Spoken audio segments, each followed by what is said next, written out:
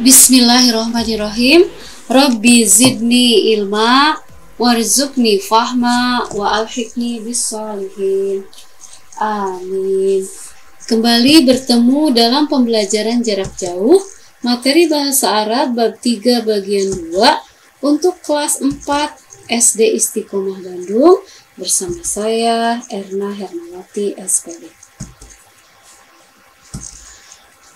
Nah, sekarang kita akan bahas halaman 33 tentang hiwar. Bu Erna yakin semuanya sudah pada hafal kosakata yang berhubungan dengan alat-alat tulis. Karena pada bab ini kita mengetahui beberapa alat tulis dalam bahasa Arab, yaitu al-adawatul kitabiyah, seperti qalamun, kitabun, kurasah, mistorah, firjar, mimsahah, mibrah, qalam murasos, kirtas, dan yang lainnya. Nah, kita akan bahas halaman 33, bisa disiapkan bukunya, bisa dipersiapkan pensilnya untuk menulis hal yang perlu. Hiwarun artinya percakapan. Hiwar, percakapan. Gambar yang pertama, anak yang pertama berkata, "Mahadza ya Faiz?" Mahadza ya Faiz artinya, apa ini wahai Faiz? Ma artinya apa? Hadza ini, ya Faiz, wahai Faiz. Kemudian nomor 2, dijawab oleh temannya, zalika qalamun. Zalika qalam artinya itu pulpen. Lanjutkan gambar yang kedua. Nomor 1, anak perempuan bertanya kepada temannya laki-laki, "Matilka ya Fathanu?" Matilka ya Fathan artinya, apa itu wahai Fathan? Dijawab sama Fathan, "Hadhihi mistoratun ya Azizah." Hadhihi mistoratun ya Azizah artinya, ini penggaris wahai Azizah. Kita lanjutkan halaman selanjutnya, halaman 34, ada 4 gambar. Gambar yang paling atas, yang pertama, nomor 1. Hal zalika qalamun? Hal zalika qalam? Hal artinya apakah? Zalika itu, qalamun pulpen. Apakah itu pulpen? Dijawab sama temannya, la haza qalamu rososi. La haza qalamu rosos artinya, la itu bukan atau tidak, ini pensil. Gambar kedua, nomor 1, pertanyaan. Anak laki-laki bertanya kepada temannya perempuan, "Mazalika ya Najwa?" Mazalika ya Najwa? Najwa ditanya oleh temannya, "Mazalika ya Najwa?" Apa itu wahai Najwa? Najwa menjawab, ada di nomor 2, Hadza kitabun ya Fathanu. Hadza kitabun ya Fathan. Artinya, ini buku wahai Fathan. Kita lihat nomor 3, gambar ketiga. Temannya bertanya di nomor 1. Hal tilka mistaratun? Hal tilka mistarah? Artinya, apakah itu penggaris? Dijawab sama temannya. Naam, hadhihi mistarah. Naam, hadhihi mistarah. Artinya, iya betul, ini penggaris. Kemudian satu lagi, gambar yang paling bawah, nomor 4.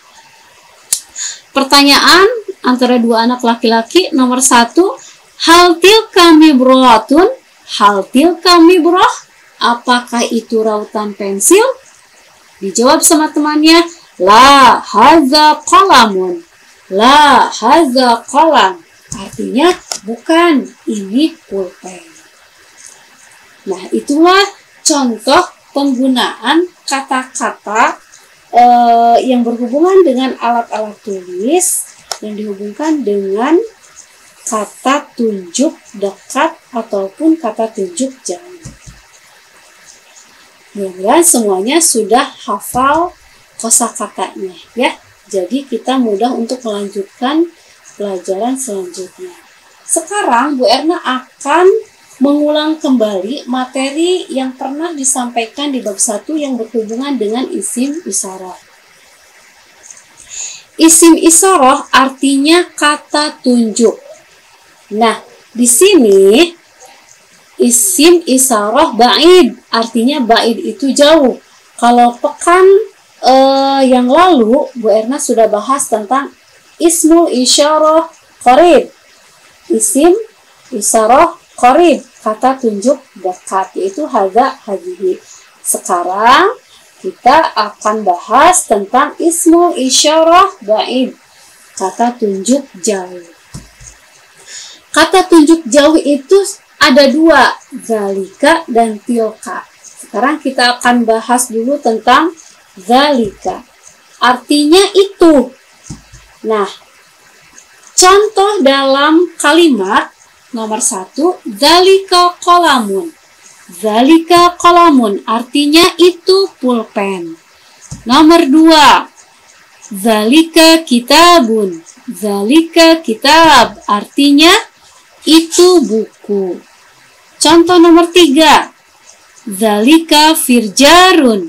Zalika firjar artinya itu jangka. Contoh nomor 4, zalika kirtasun. Zalika kirtas artinya itu kertas. Bisa diperhatikan, ini adalah contoh penggunaan kata tunjuk zalika. Sekarang kita lihat contoh selanjutnya, masih kata tunjuk jauh, ismul isyarah ba'id, yaitu tilka. Tilka juga artinya sama itu, tapi penggunaannya beda. Kita lihat contohnya. Nomor 1, tilka mistaratun. Perhatikan huruf yang diberi warna merah. Tilka mistaratun artinya itu penggaris. Nomor 2, tilka mibratun. Tilka mibrah artinya itu rautan pensil. Nomor 3, tilka mimsahatun. Tilka mimsahah artinya itu penghapus. Dan contoh nomor 4, tilka kurasatun. Tilka kurasah artinya itu buku tulis. Nah, bisa kita lihat perbedaannya. Kalau kata tunjuk yang tadi, yang zalika, itu kata bendanya tidak ada tamarbutoh. Kalau untuk tilka, penggunaan tilka itu, di sini kata bendanya, akhir dari kata benda itu ada tak marbutoh yang berwarna merah, bulat, atau yang seperti nomor 3 yang disambungkan, seperti itu.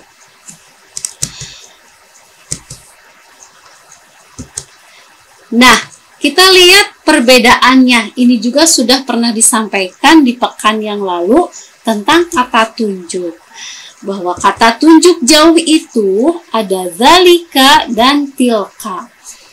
Kalau zalika menunjukkan orang laki-laki atau disebut juga dengan muzakkar.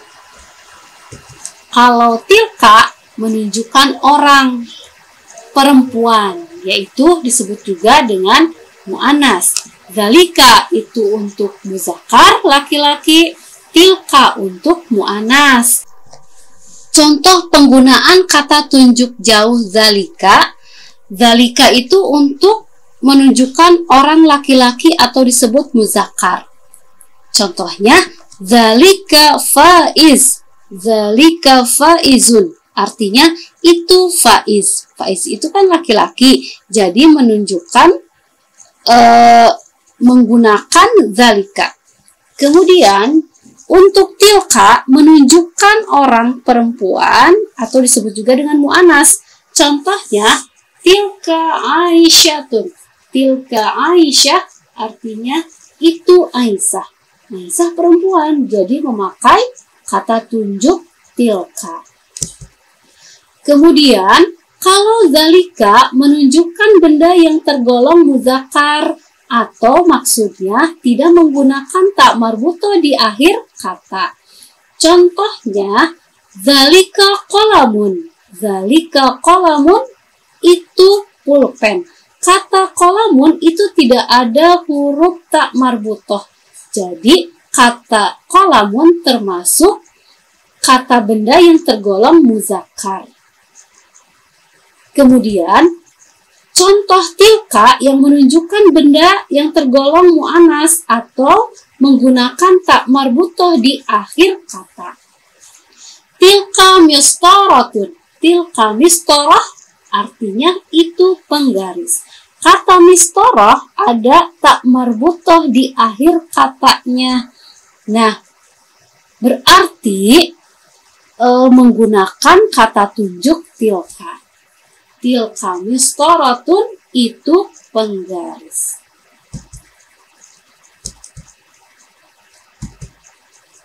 Hal yang penting yang harus kita perhatikan agar belajar bahasa Arab, kita mempelajari bahasa Arab ini diberikan kemudahan. Yang pertama, hafalkan setiap kosakata baru.